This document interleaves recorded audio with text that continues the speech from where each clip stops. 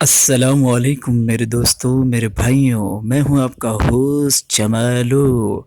आज मैं लाया हूं आपके लिए मेहरान 660 सीसी इंजन के बारे में कि मेहरान में 660 सीसी इंजन डलवाना चाहिए या नहीं डलवाना चाहिए। वैसे तो सर में आपको तेल भी डलवाना चाहिए और जुएँ भी हफ्तेवार निकलवानी चाहिए।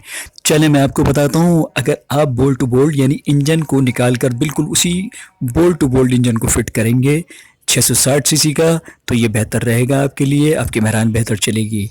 लेकिन अगर आपने बोल्ट टू बोल्ट नहीं इंजन फिट करवाया तो वो इतनी वाइब्रेशन करेगा जैसे बचपन में आपके अब्बा ने आपकी पिटाई की थी चप्पलों से, आपकी अम्मा ने गालियां दी थी, वो मुक्के मारे भी थे, और आप में जो वाइब्रेशन हुई थी वैसी ही वाइब्रेशन आपको मेहरान में भी नजर आएगी और थरथरी से आपके अंदर आएगी।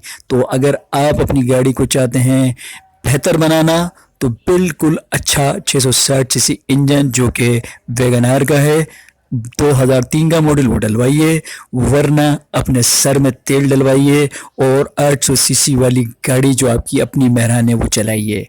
ठीक है मेरे भाइयों।